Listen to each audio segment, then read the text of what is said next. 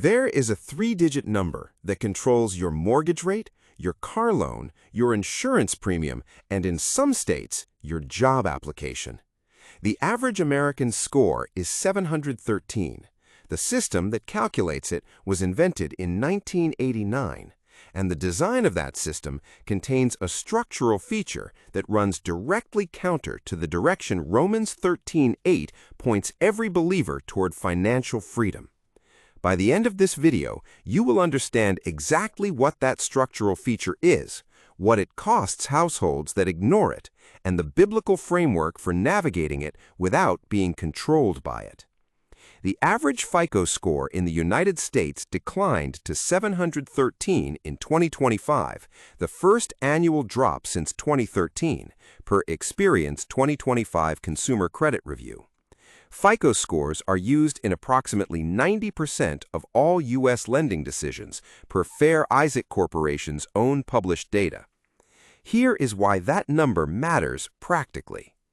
On a $300,000 30-year mortgage, a score above 760 versus a score between 620 and 639 represents approximately $60,000 to $80,000 in additional interest paid over the life of the loan, confirmed by the myfico.com loan savings calculator, a Fair Isaac Corporation primary source. That is not a rounding error.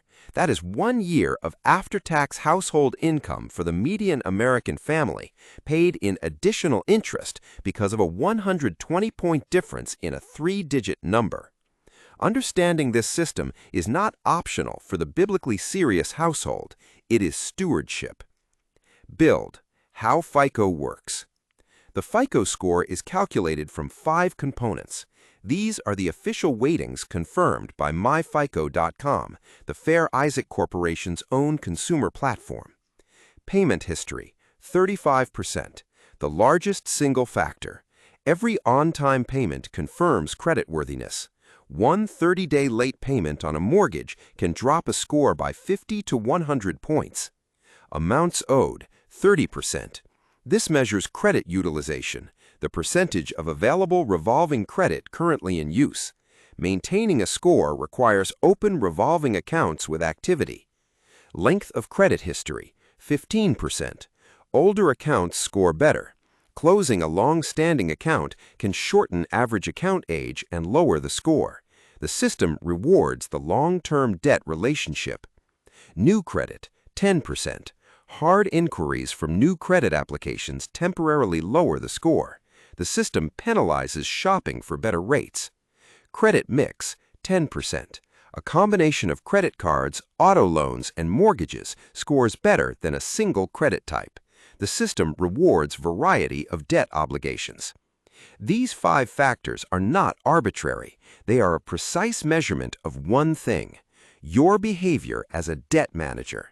Not your savings, not your net worth, not your income, not your generosity, not your stewardship. Your behavior as a person who borrows and repays. Build. The Romans 13:8 conflict. Romans 13:8, an epistle, apostolic instruction with direct application weight. Owe nothing to anyone except to love one another. This is not a flat prohibition on all debt in all circumstances. It is a directional principle. The movement of a biblically faithful household is towards zero obligation to others. That is the direction of financial freedom in Christ. Now, look at what the FICO system structurally requires. To maintain a strong FICO score, a person must have open credit accounts with activity. A person who has paid off every debt, closed all credit accounts, and owes nothing to any lender will eventually lose their credit scorable history entirely. The system requires active debt participation to generate a score. Romans 13:8 points towards zero obligation. The FICO system penalizes zero obligation. That is not a conspiracy. It is a design feature. In June 2025, the Consumer Financial Protection Bureau corrected its widely cited 2015 report on credit invisible Americans. The original figure of 26 million was a methodological error. The corrected count as of 2020, approximately 7 million Americans, 2.7% of the adult population, have no credit record at all. An additional 25.3 million, approximately 9.8% of adults, are unscored. They have credit files, but not enough recent activity to generate a score.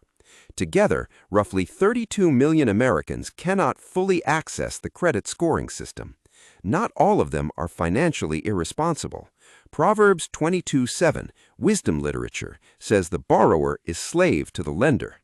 Some of those 32 million are living as close to Romans 13:8 as the modern economy allows, and the system treats their solvency as a liability. Midpoint anchor. Here's the thesis of this video stated plainly. The FICO system measures and rewards your relationship with debt. It does not measure your financial health. It does not measure your stewardship. It does not measure your household's net worth or your family's generational trajectory. It measures whether you borrow and repay well. Romans 13:8 points towards zero obligation. The FICO system assigns its highest rewards to those who owe the most, managed the best. These two things are in direct tension. The biblical response to that tension is not to ignore the score. It is not to destroy the score. It is to refuse to let the score become the driver of financial decisions, while using it strategically in the limited number of circumstances where it serves the inheritance you are building. A credit score is not your worth. It is a measurement of your relationship with debt. You now understand what it is designed to measure. Deeper application. Here is the biblical navigation framework for credit scores. Step 1. Separate the score from your identity, then use it strategically where it serves the inheritance. The mortgage cost differential alone, $60,000 to $80,000 over 30 years on an average home purchase, is sufficient reason to maintain a functional score. A paid-off home is generational wealth per Proverbs 13:22. Accessing it at a better rate protects the inheritance. The score is a tool, not a goal, not a measure of virtue. Situations where the score serves strategy: a primary residence mortgage, a refinance that reduces the Neshek payment from EP13. Situations where it does not: consumer debt, financing depreciating assets, using available credit because the score says you qualify. Step 2. Maintain the score without feeding the lender interest. One credit card, low balance, full monthly payoff, no interest charged. This keeps the score active without transferring income to the lender. Utilization stays healthy. Payment history builds. The score is maintained as a functional tool, not as a relationship with a lender that profits from your balance. This is the narrow path between ignoring the system entirely and being consumed by it. Step 3. Build toward the day when the score becomes largely irrelevant. As the Roth IRA from EP14 compounds, as the inheritance account from EP15 grows, as deaths are eliminated using the Neshek payment from EP13, the household's net worth begins to supersede the score's importance. High net worth individuals who own assets outright begin to move outside the credit scoring economy. They don't need the system's approval because they have accumulated what the system was measuring readiness for. Romans 13:8 is a destination. The path there runs through the credit scoring system, but it does not end there. Monitor your score at annualcreditreport.com, the only federally mandated free report source under the Fair Credit Reporting Act. One free report per bureau per year. MyFICO.com offers free FICO Score 8 from Experian at no cost. Know the number, use it strategically, build toward not needing it. Action step. Pull your free credit report at annualcreditreport.com today. Not this week, today. One report from each of the 3 bureaus, Equifax, Experian, TransUnion, is available free every year under the Fair Credit Reporting Act. This is not a third-party credit score site. It is the federally mandated primary source. Review each report for errors. A 2021 Consumer Reports study found that 34% of Americans had at least one material error on their credit reports. errors significant enough to affect their score by 25 to 100 points. A 25-point suppression on a mortgage application is not abstract. It is real money, potentially thousands of dollars in annual interest on a decision you didn't knowingly make. You cannot navigate a system you have never looked at. Proverbs 27:23, wisdom literature, says give careful attention to the condition of your resources. Your credit report is a resource. Check its condition.